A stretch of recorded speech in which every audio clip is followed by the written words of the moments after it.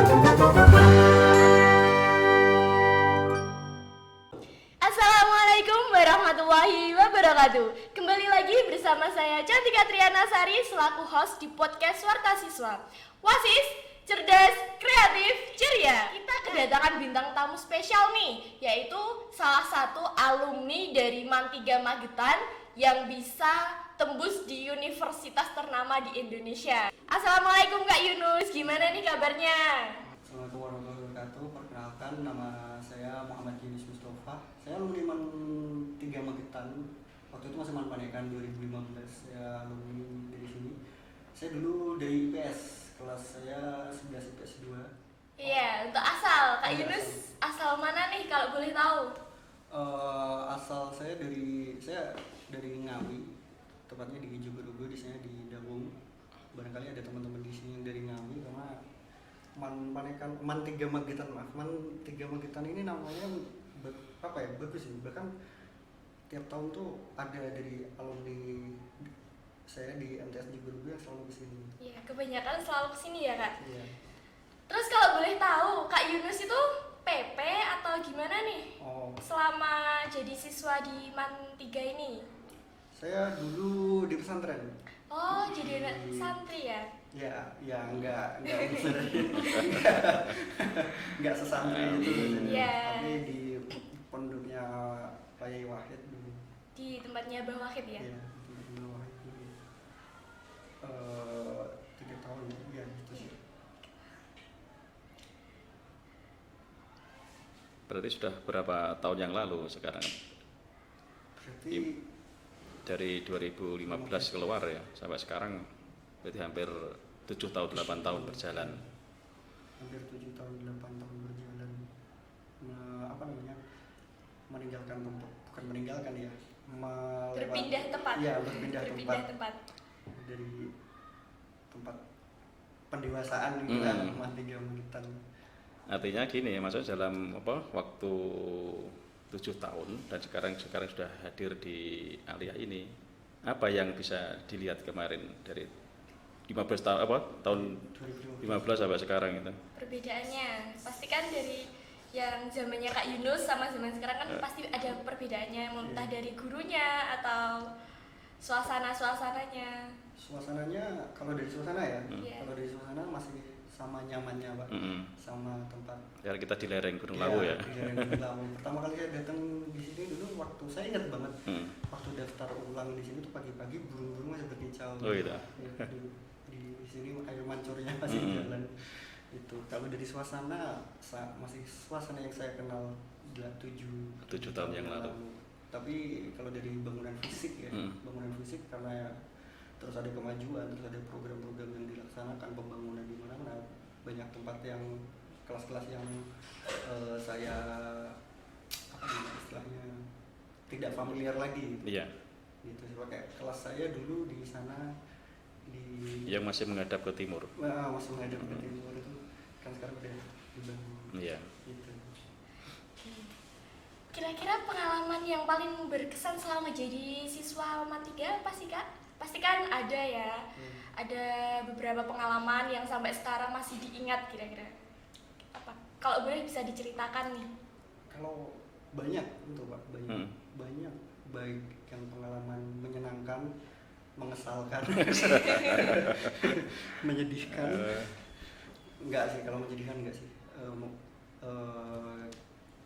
Tapi padanya semua pengalaman yang baik, buruk, mengesalkan, menyenangkan, dan itu padanya jadi proses pendewasaan ya. Proses pendewasaan. Jadi kita mungkin saya obrolkan aja itu sebagai bagian dari proses pendewasaan saya.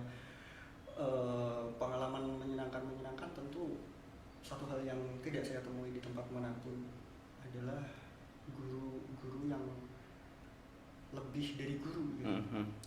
Saya bertemu dengan guru yang di kemudian hari saya menganggap mereka tidak cuma guru, mereka ibu saya gitu, karena Alhamdulillah ya. mereka membimbing saya, mengajari saya itu nggak cuma di dalam kelas gitu. Saya dulu anaknya kena masalah. Kasus Jadi terus sering masuk BP nih. Iya. Kalau nggak salah saya dulu waktu bahkan naik bersyarat mungkin Mm-mm. karena kebandelan Oh, itu. tapi itu objektifnya adalah ya mereka guru, mereka tahu ini anak lagi belajar, Iya, ini anak betul. sebandel apapun dia murid, dia berproses dan ya emang harus dibimbing, dan itu yang pada akhirnya mengantarkan saya pada hari ini, yang pada di kesempatan-kesempatan selanjutnya membuat saya sadar bahwa ya memang gini loh guru tuh, Betul. membimbing yang nggak peduli kamu, yang maksudnya yang harus dibimbing kan nggak cuma murid-murid yang baik yang semua pinter loh Pak, yang Iya. yang namanya sekolah buat siapapun gitu. Iya, betul. Kalau udah pinter ngapain sekolah? Nah itu dan dengan kedekatan emosi yang Betul, iya. terbangun, karena nggak, bahkan saya dapat cerita dari teman-teman saya ketika saya lulus saya ke Unpad itu, Mm. teman-teman saya memang rata-rata bukan dari MAN, cuma ada 2 yang dari MAN saya, MAN Makitan, sama satu teman saya di MAN Purwakarta, Purwakarta Jawa Barat, sisanya itu dari SMA 1, SMA 2, SMA 3. Tapi kedekatan mereka dengan guru, intensi yang dibangun itu nggak sedekat ini loh. Kayak guru murid semua ya udah pelajaran sekolah selesai Lepas gitu, ya. itu hal yang sangat berkesan bagi saya, dimana saya lepas, saya bahkan beres sekolah ada masalah apa tuh masih bisa cerita, saya putus saya kebetulan sama wali kelas tahu gitu cerita-cerita kayak gitu. Berarti mulai dari hal-hal kecil diceritakan semua ya Kak sama gurunya. Iya, ketika guru care dan muridnya, pada akhirnya murid akan bisa terbuka. Gitu.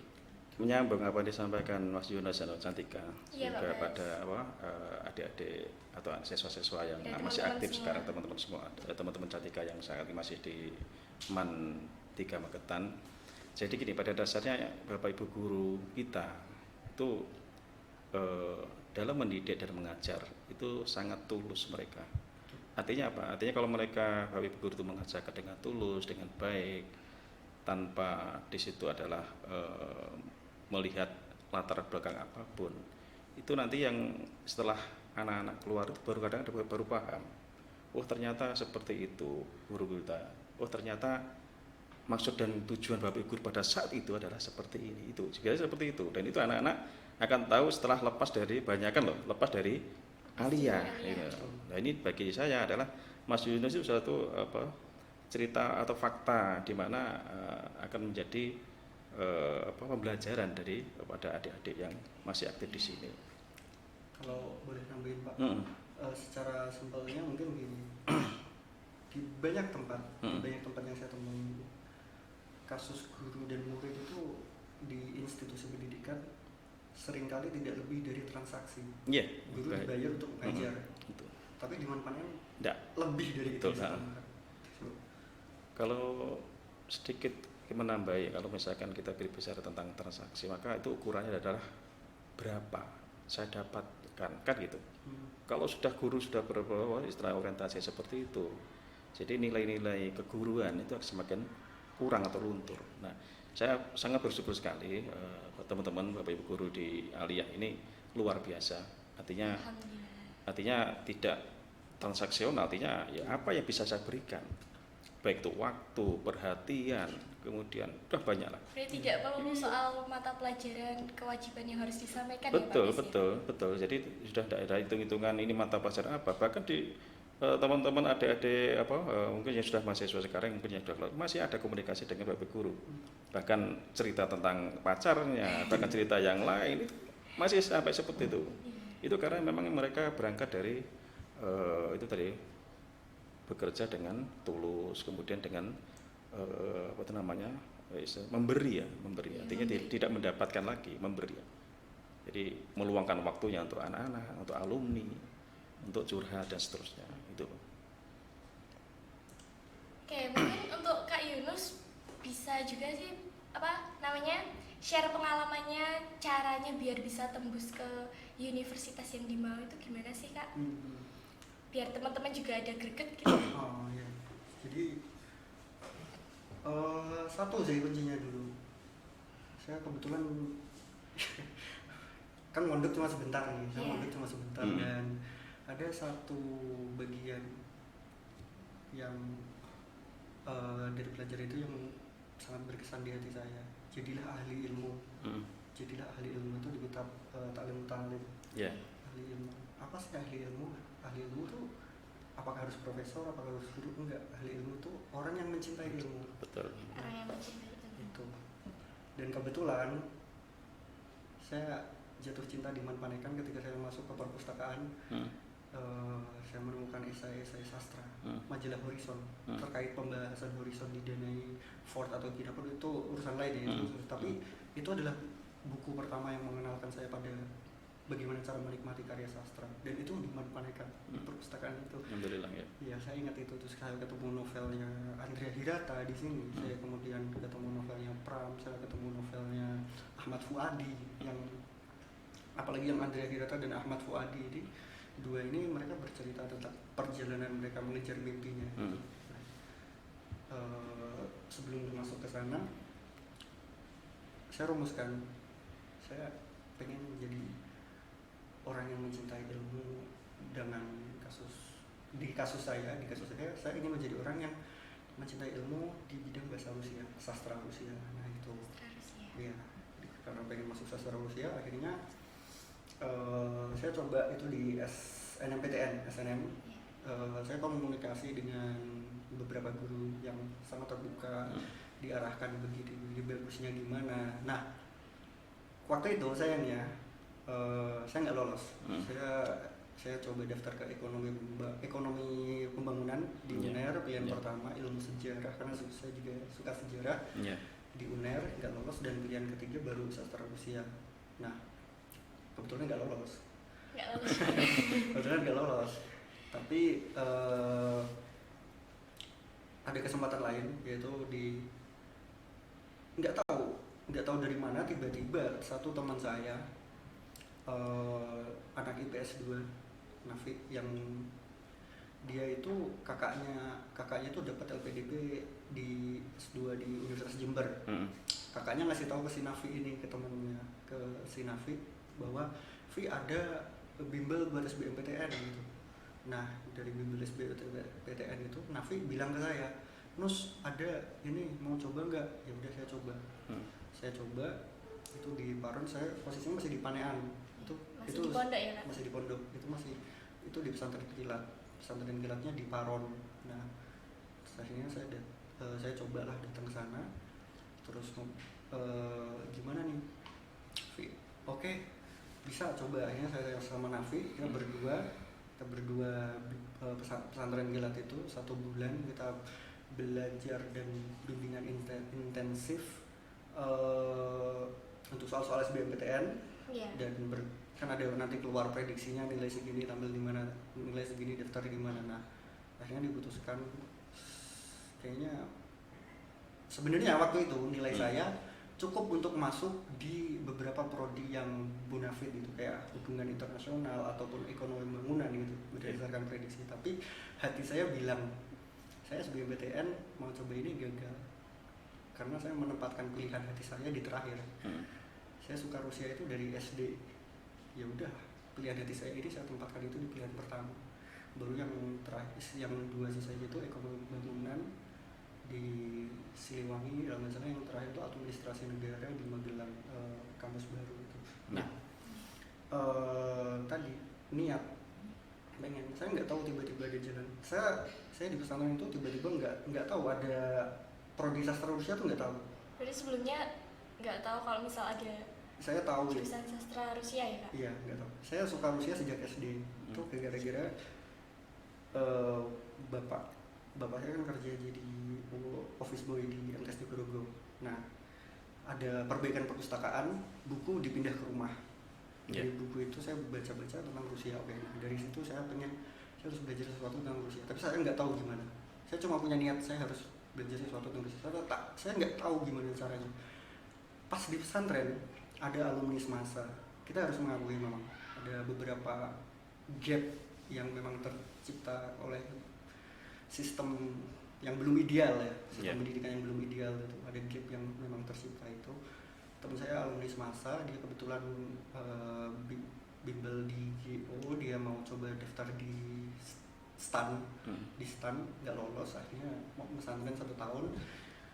Saya kenal sama dia kasih buku bimbingan GO itu, ada jurusan pilihan prodi kampusnya, dan saya cek, loh ada sastra Rusia. Gitu. Saya pengen belajar sesuatu tentang Rusia itu dari kecil. Tapi saya nggak tahu gitu. Saya nggak tahu saya harus mulai. Iya, saya harus mulai dari mana. Lalu di Aliyah juga belum ada itu ya? Di Aliyah juga belum ada. Di Aliyah juga belum ada. Baru di sana baru ketemu teman saya itu, terus dilihat, wah iya. Dari situ saya belajar niat aja dulu. Pokoknya niat jalan pasti bakal ada itu. Itu yang bikin saya pada akhirnya berani buat udah coba aja gitu. Meskipun waktu itu tempat saya sendiri bilang yang ini dia kalau mulai semasa yang bilang, terus yang semasa aja banyak yang nggak lolos ya. Dicibir lah. Iya, Terus? tapi pada akhirnya ya udah coba aja, gas coba gitu. Ya. Oke, berarti selagi kita masih mau mencoba, mau mencari hal-hal supaya bisa tembus, pasti ada jalannya ya Kak? Insya Allah ada. Saya tambahkan Cantika. Jadi gini, apa yang disampaikan Mas Yunus itu. Jadi yang utama adalah niat, yang kedua adalah kemauan, kemauan dan atau istilahnya kerja keras itu. Kalau untuk belajar, ya semangat belajarnya harus tinggi. Nah, sehingga apa nanti dengan sendirinya itu kalau sudah punya semangat, kemudian kita juga menyiapkan secara materi untuk ujian atau untuk tes, maka di situ jalan akan datang dengan sendirinya. Iya. Yang terakhir adalah doa. Itu jangan.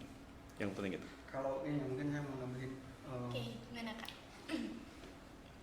Saya nggak tahu ada soal SBMPTN itu gimana, saya nggak tahu. Tapi saya pengen coba belajar. Akhirnya nggak tahu dari mana, min haitsu la yahtasib kalau istilahnya.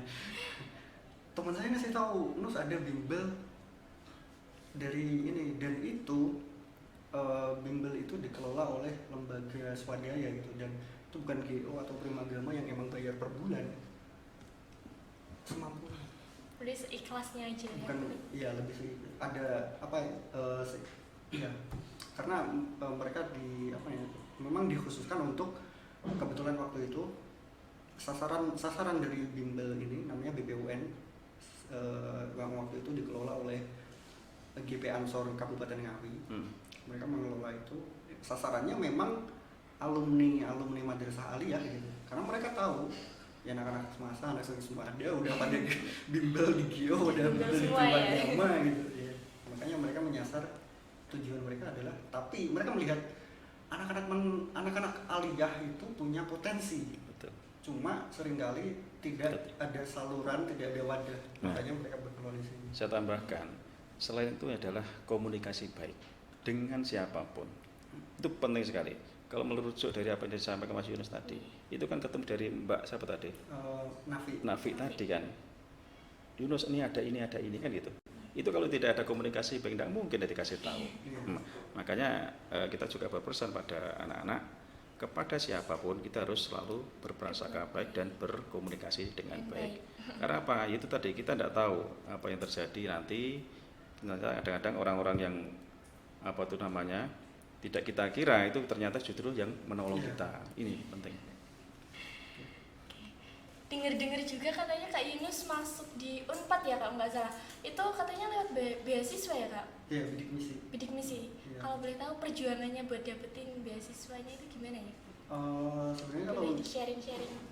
Sebenarnya kalau buat bidik misi itu memang ada program baik ya dari pemerintah, tentang pembiayaan pendidikan bagi mereka yang kurang mampu.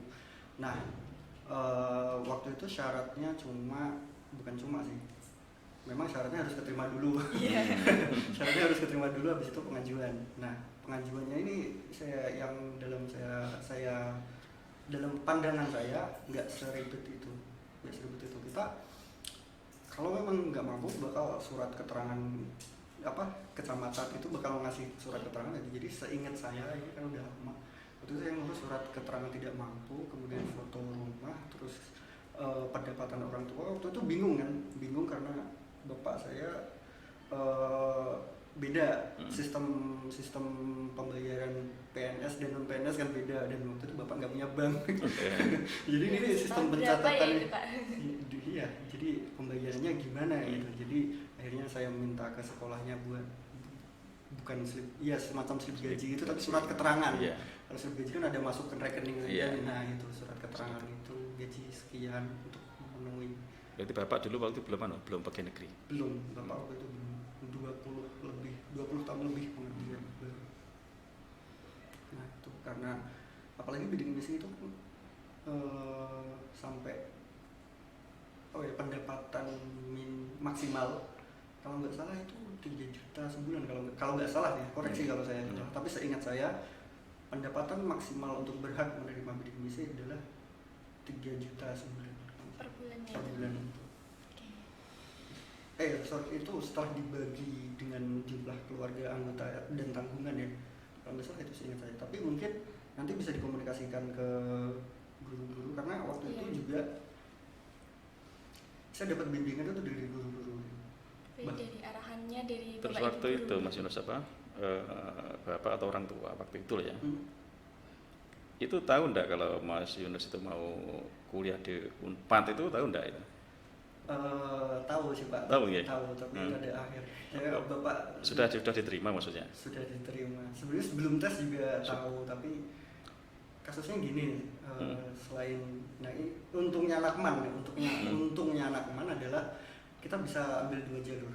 Kita bisa tes SBMPTN, SNMPTN. Di satu sisi kita juga bisa ikut SPAN PTKIN, bisa ikut UM PTKIN. Yang mana teman-teman dari sekolah umum mungkin nggak bisa ambil SPAN, mereka bisa UM PTKIN tapi nggak bisa ambil SPAN PTKIN karena itu jalurnya undangan kan. Nah ada nilai-nilai yang kayak pelajaran fikih, bahasa Arab itu kan nggak ada. Nah saya bilang ke bapak waktu itu, karena saya SPAN PTKIN, saya daftar di Padang YIN Imam Bonjol. Saya keterima di ekonomi Islam. Nah ekonomi Islam itu saya bilang ke bapak, Pak saya ini ya nggak apa-apa sih, cuma rada jauh aja, tapi nggak apa-apa gitu, nggak apa-apa cuma rada jauh aja. Yaudah saya tes lagi, akhirnya saya tes lagi di Semarang. Saya UM PTKIN di Semarang, di UIN Wali Songo. Saya dapat itu di tasawuf psikoterapi. Bilang ke bapak, Pak saya lolos 2 nih gitu, saya lolos di sastra Rusia 4, saya lolos di tasawuf psikoterapi UIN Wali Songo. Bapak pada akhirnya menyerahkan ke saya, mana yang emang menurut kamu paling bagus buat kamu. Dan saya bilang ya saya dari hati, pilihan hati saya emang sastra Rusia. Ya, akhirnya diizinkan gitu sih Pak. Terus ini Mas Yus, kalau kadang orang kan berpikirnya begini, kita kan dari madrasah yang berada di pinggiran gunung ya, Di pelosok desa lah kan gitu. Kemudian gitu masuk kampus besar di dalam ruangan kampus ya teman. Artinya apa yang Mas Yunus rasakan melihat teman dari berbagai daerah, dari SMA favorit itu, artinya apakah bisa mengikuti pembelajaran dengan baik, kemudian kaitan dengan nilai gimana kan itu penting. Karena jangan sampai nanti anak-anak atau adik-adik kita, adik-adik temannya Cantika ini terus minder gitu loh. Saya tidak ingin seperti itu. Karena kalau saya sering memotivasi pada anak-anak, kepada anak-anak yang saya masuk kelas ini, anak-anak orang itu sama saja, mereka sama makan juga pecel semuanya, ya cilok semuanya, kemampuannya sama saja kan, ya gitu kan, gimana itu? Nah itu juga yang saya alami pernah saya alami. Shock culture itu pernah saya alami dari pelosok, terus lihat wah kampus gede, mahasiswa gede. langsung minder gitu ya Kak? Iya. Atau gimana? Minder juga karena ketemu teman-teman yang udah mereka bahasa Inggrisnya udah pada jago, udah pada lancar semua. Tapi pada akhirnya saya memutuskan untuk tetap belajar dan saya ambil konsentrasi sastra. Kan ada 2 di sastra Rusia, sastra sama linguistik. Nah teman-teman yang dulu waktu masuk maba itu saya minder sama mereka yang waktu bimbingan skripsi itu minta bantuan ke saya. jadi nggak perlu minder karena pada akhir karena kita ketika belajar kita bakal belajar dari awal. Start kita nggak ketinggalan. Oke lah, let's say kita bahasa Inggris yang mungkin karena kita mungkin lebih ke bahasa Arab ya. Yeah. Tapi selalu ada waktu buat mengejar itu. Memang ada effort yang harus lebih keras dari misal yang dari SMA-nya udah bahkan ada SMA yang sudah belajarnya pakai bahasa Inggris. Yeah. Emang ada effort yang lebih keras, tapi bukan berarti nggak mungkin. Emang effortnya aja yang kita harus lebih keras. Jadi ketika saya masuk, jadi kan buku pembelajaran itu di awal-awal itu nggak pakai bahasa Indonesia, Pak. Yeah. Jadi Rusia Inggris, bukan Rusia Indonesia. Translate-nya Inggris gitu. Iya, Rusia translate Inggris, dan teman-teman itu baik kok.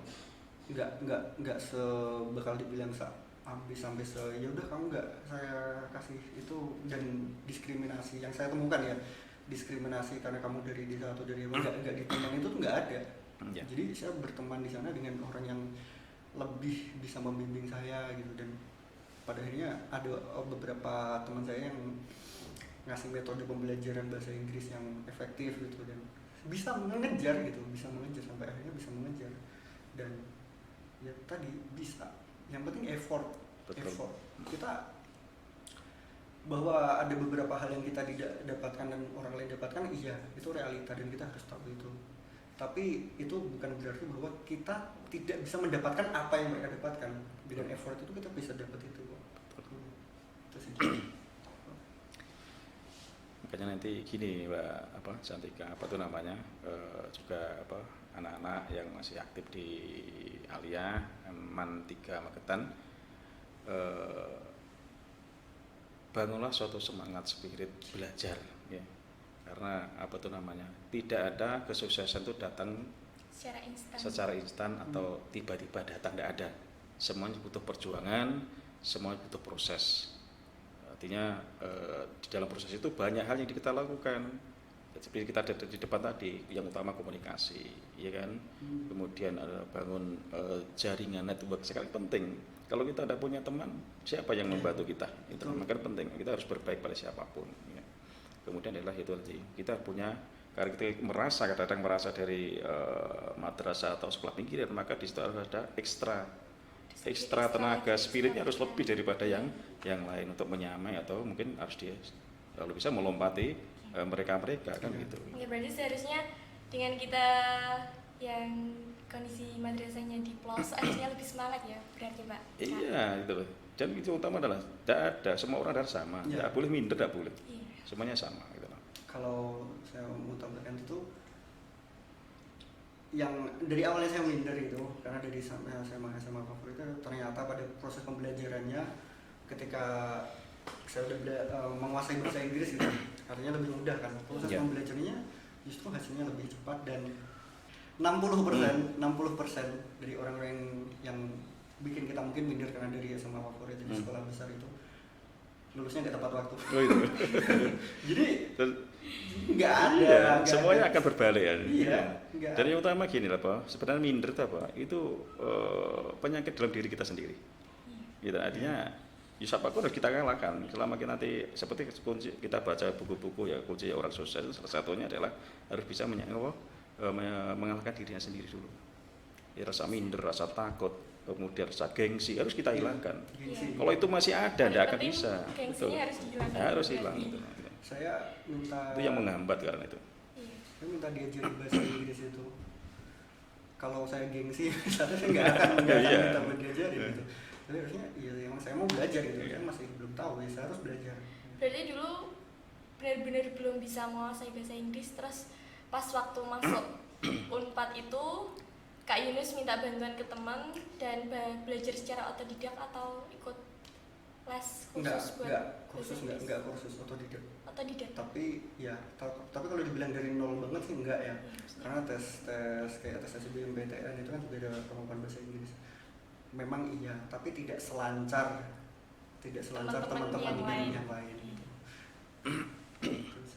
Dan artinya kan gini Santi, artinya kan Mas Yunus bisa membuktikan kan.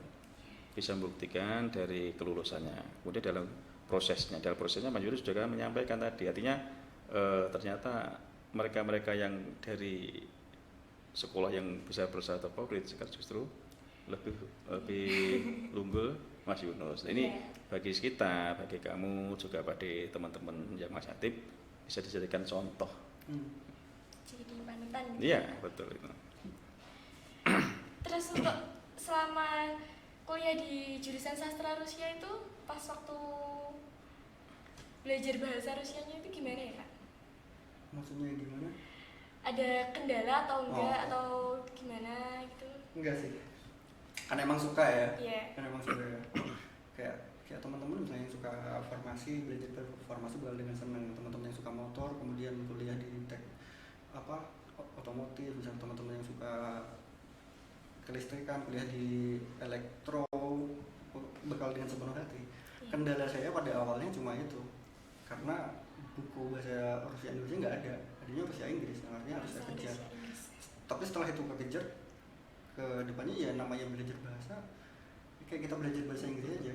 Tapi Semakin sering betul. maka kita akan semakin cepat bisa. Semakin cepat bisa. Betul. Terus kemarin waktu di Unpad lulusnya sesuai target atau lebih cepat atau standar itu? Kalau di Unpad kebetulan saya sesuai target pas 8 semester. Oh gitu. Ya. Kemudian setelah itu langsung ke UGM. Masih ada jeda 1 tahun dulu. Di istirahat 1 tahun baru masuk ke UGM. Jadi habis lulus kan biasa mikir karir atau mimpi, tujuan atau cita-cita gitu. Iya. Nah di sana pada akhirnya sempat coba-coba. Tapi saya istilahnya luar biasa Mas Yunus. Artinya gini, kadang anak-anak mahasiswa begitu lulus jadi sarjana itu kadang baru S1 gitu. Kadang dia dengan ijazah S1 itu sudah berhenti di situ. Artinya saya akan menggunakan ijazah saya kan gitu untuk mungkin mencari kerja atau gimana. Tapi Mas Yunus luar biasa, artinya dalam ada pemikiran lompatan untuk meneruskan ke S2-nya.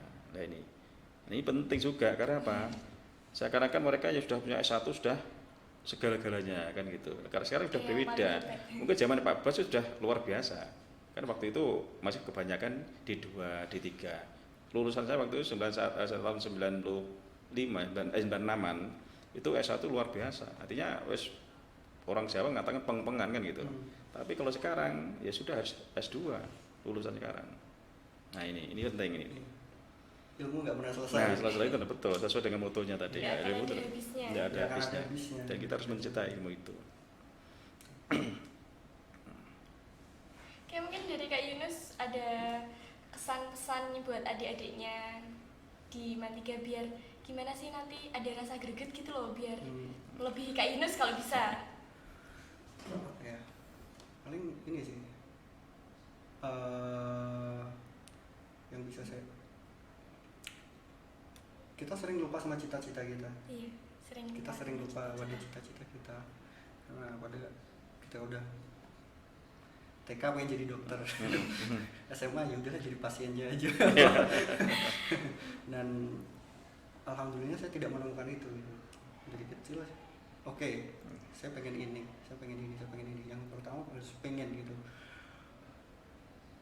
Pesan saya buat teman-teman di Manpanekan, Man3 Magetan. Saya selalu terbawa. Ya tidak apa-apa. Saya masuk memori kan Manpanekan ya. Kebawa nostalgia.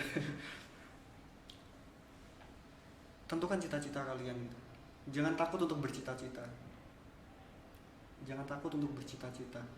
Meskipun kalian sekarang udah di umur 17 yang orang bilang ya udah hadapin aja realita itu atau jalani seadanya, enggak, ada cita-cita, perjuangan itu. Kita semua punya masalah di luar untuk menggapai cita-cita itu. Ada kita mungkin menghadapi persoalan ekonomi lah, persoalan keluarga segala macam.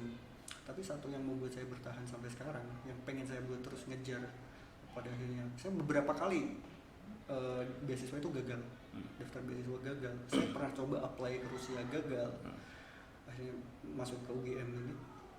Yang buat saya terus bisa sampai sana adalah cita-cita gitu. Jadi percaya sama cita-cita kamu. Apapun cita-cita kamu sekarang, percaya, perjuangkan. Itu Pak, itu sih paling. Ya betul. Jadi harus kita pegang, kita niatkan. Kalau saya memotivasi teman-teman adik-adik teman-temannya Cantika itu, tulis cita-citamu di depan tempat tidur kamu, tulis di tembok cita-cita apa, seperti itu. Iya kemarin ya saya sampaikan seperti itu. Bilang gitu. Jadi ya biar apa, ibarat nanti kita mau tidur melihat, bangun melihat lagi, artinya di situ ada doa nanti untuk mencapai cita-cita itu. Tapi tidak serta-merta terus sampai, enggak, memang harus ada proses ya di jalan. Proses ya semuanya. Iya, betul.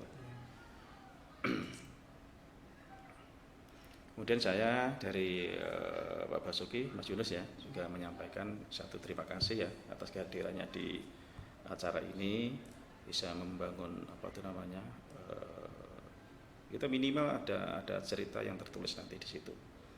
Jadi nanti akan disampaikan oleh tim untuk bahwa kita akan memulai perubahan besar di madrasah ini. Kemudian adalah bahwa Mas Yunus adalah bagi saya pribadi itu sebagai alumni yang inspiratif, bisa membangun pemikiran dari anak-anak yang sekarang kami tangani, teman-teman yang Cantika ini. Ini sering saya masuk kelas, saya sampaikan harus kuliah seperti dengan melihat apa di belakang atau orang tergimana. Penting ada niatan untuk sekolah, ada niatan untuk kuliah. Kemudian di situ banyak disediakan beasiswa. Yang penting kamu berusaha, kerja keras, berdoa, insya Allah selalu ada jalan. Oh iya Pak, tadi kan saya sempat masuk tuh di IPA 1 gitu. IPA 1 yang mungkin informasi ini berhak diterima oleh semua siswa Aman Panekan. Masalah biaya KIP kuliah zaman saya, mungkin sekarang udah naik. Zaman saya bidik misi itu satu semester kamu dikasih 3.600.000 untuk biaya hidup, 400.000 buat uang buku. Tapi ada beberapa tambahan di beberapa daerah, kan misalnya anak ITB itu karena dia di Bandung kota, di Bandung kota itu dia bisa dapat sampai 700 per bulan. Iya 700 per bulan, karena Unpad itu di pinggiran, rada di pinggiran, itu dia cuma dapat 650 pada akhirnya. Itu kalau tapi kan jelas cukup tuh. Iya. Sangat cukup tuh itu untuk ukuran mahasiswa untuk segitu. ukuran mahasiswa cukup. Jadi living cost ditanggung, semester nggak bayar, terus biaya transport dikasih, ada uang buku. Gitu. Jadi gini, saya tambahkan sedikit. Jadi untuk cita-cita Cantika dan teman-temannya. Jadi anak kuliah tuh gini kadang-kadang makan tuh tidak teratur. Itu mahasiswa. Kadang pagi tidak sarapan langsung kuliah. Karena apa? Kadang ya kuliah kadang-kadang jam 0 udah kuliah, ya kan? Kemudian makan nanti balik jam 4 atau jam 3, seperti itu. Artinya apa? Ya penting sehat itu aja yang penting, gitu aja. Itu. Tambah ini biar makin pengen ya, buat teman-teman biar makin pengen. Iya. Itu tadi bidik misi. Di samping itu ada beasiswa yang lain. Beasiswa paling gede setahu saya itu dari Jarum Foundation.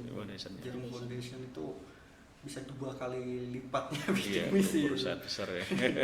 itu S1.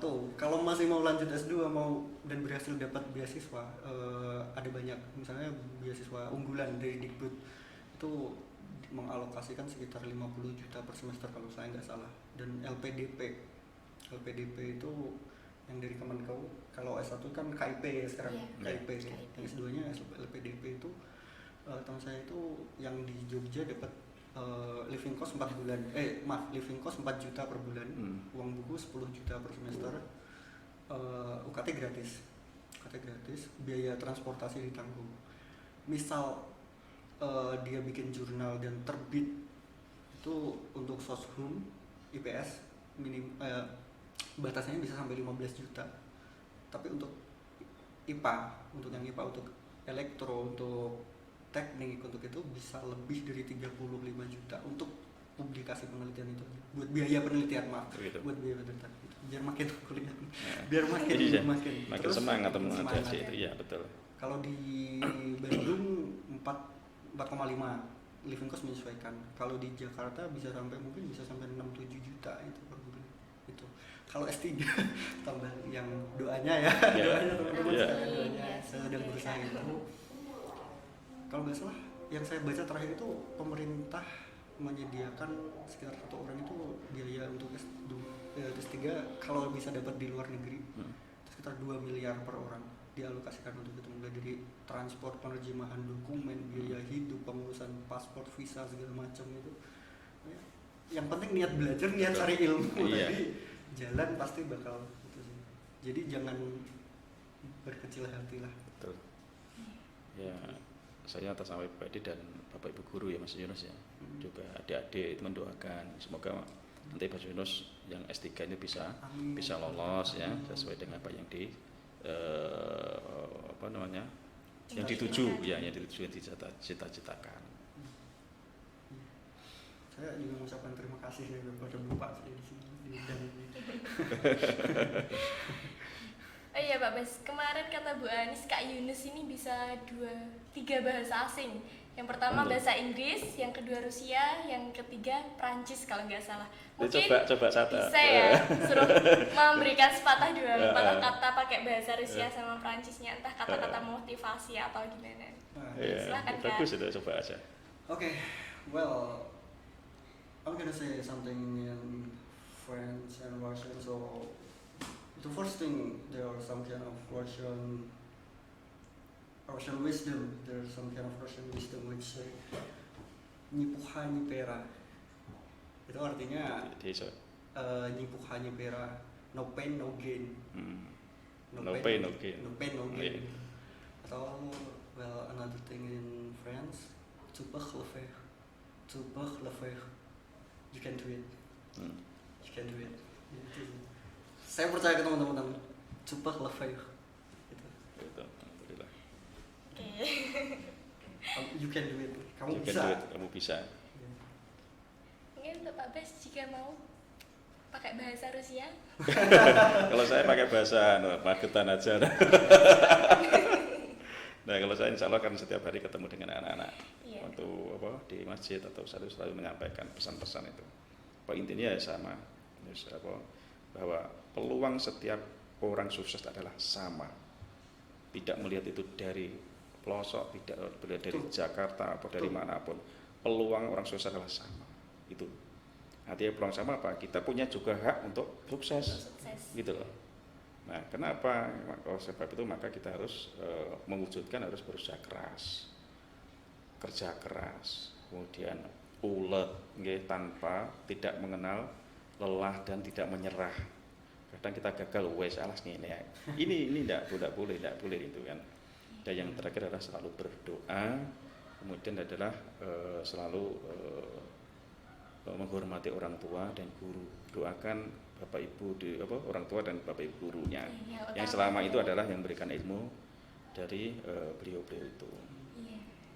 Itu yang selalu saya pesankan pada anak-anak waktu saat Pak Basuki di masjid atau di kelas-kelas seperti itu. Karena orang sukses itu Pasti dituduh. iya gitu. Kebetulan saya ada sedikit oleh-oleh buat teman Panekan karena Oleh-oleh, teman iya. tiga Magetan. Iya. Karena saya mengenal sastra, saya mengenal ilmu sastra, kajian sastra dari perpustakaan sini. Iya. Perpustakaan dari tempat saya jatuh cinta, maka mungkin saya ingin menambahkan beberapa koleksi ya buat perpustakaan teman Panekan. Teman tiga Magetan. Iya, alhamdulillah. Ini ada satu novel terjemahan saya dari bahasa Rusia. Oh ini. Iya. Oh, iya. Kemudian ini ada 2 esai tentang kajian sastra yang saya tulis dan diterbitkan oleh UGM. Yang satu adalah pemenang naskah kritik sastra. Yang mana yang ini Pak? ini? Naskah kritik sastra. Alhamdulillah ya. Ya, dan mungkin ada beberapa buku lagi buat perpustakaan yang bukan tulisan saya memang, tapi saya yakin kalau teman-teman baca ini bakal terinspirasi dan bagus buat bacaan teman-temannya sama Iya. teman-teman Tambah koleksi. Iya. Iya. Alhamdulillah luar biasa. Iya. Ya. Mas Yunus, terima kasih sekali. Alhamdulillah ini kita dapat oleh-oleh yang luar biasa. Ya, insya Allah nanti kami amanahkan ke perpustakaan biar nanti menjadi literasi lah di mana di perpustakaan. Dan semoga nanti bisa menginspirasi adik-adik yang saat ini masih aktif di aliyah ini. Itu. Yang jelas adalah ini, buku itu apa itu namanya, semakin kita membaca maka di situ akan semakin mencintai. Itu buku itu seperti itu. Tapi kalau kita sudah ogah-ogahan maka kita juga akan sama, jika juga akan tidak bisa mencintai buku itu gitu. Makanya sering kita sampaikan pada teman-teman, pada adik-adik, anak-anak itu adalah bacalah buku, belilah buku, kan itu. Karena dari situlah kita dapat ilmu, kan itu. Sekali lagi terima kasih Mas Yunus, sukses untuk Mas Yunus. Sukses juga untuk Mantiga, sukses juga untuk Iya. Iya, terima kasih. Oke teman-teman semua, mungkin sampai di sini dulu podcast kali ini. Dan untuk Kak Yunus, terima kasih sudah berkenan hadir pada podcast Warta Siswa. Dan untuk Pak Bas juga terima kasih. Terima kasih sudah mau berbagi informasi, berbagi pengalaman yang punya. Oke, sekian. Wassalamualaikum warahmatullahi wabarakatuh. Wassalamualaikum warahmatullahi wabarakatuh.